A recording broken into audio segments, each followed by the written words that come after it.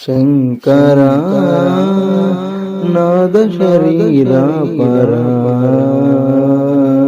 వేద విహారా జీవేశ్వరా ప్రాణమునివని గణమునివని ప్రాణమే గానమని మౌన విలక్షణ గాన విచక్షణ రాగమే యోగమని నాదోపాసన చేసిన వాడను నీవాడను నేనైతే నాదోపాసన